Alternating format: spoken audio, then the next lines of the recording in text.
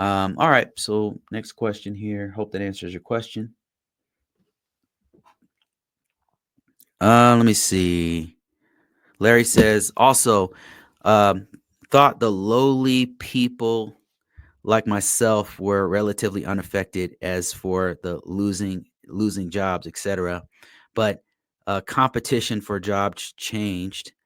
Less programs for minorities and women to go into tech.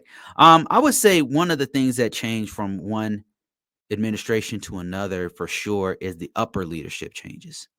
They usually switch out the upper leadership, and that's like a chain reaction. So they'll start off when we moved from. I'll give you a very specific example. Going from what was it, Bush to Obama, Clinton to Bush to Obama. Okay, so from Bush to Obama, um, what they did was starting from the top. So it's the president who has to pick the top executives, right? That's part of their cabinet. So the president appoints the Department of Energy's secretary. They appoint the Department of State. The Department of State is appointed by the president.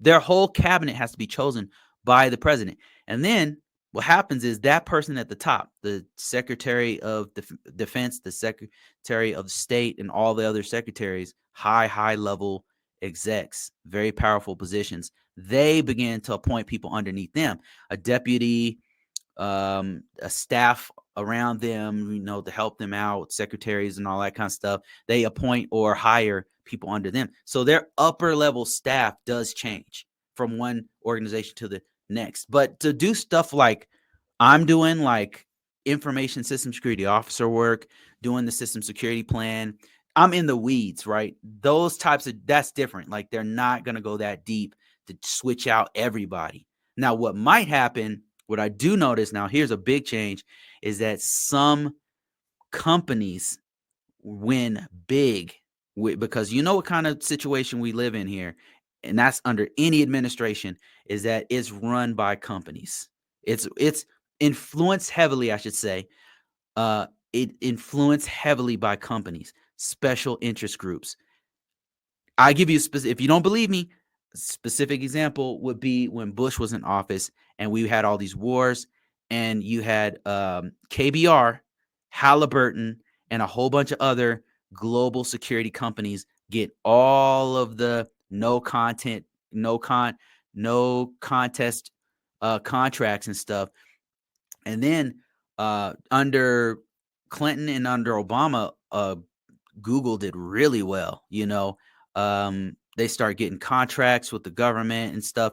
I'm just giving examples, painting a picture that this country is very much influenced by companies. And so when there's a shift in administration, they very much favor certain companies because those companies have been putting in all kinds of money into their, and that's one of the things, like they really need to get the money out of politics here in the US. I think that that's a real flaw with us. It doesn't matter what administration you might lean heavily left or right or whatever, and you're okay with your team being in, but you have to admit, for a company to have that much influence is kind of a conflict of interest, and it takes away from the power of the people. We the people is kind of getting replaced by we the corporations, and that's all I'll say about politics.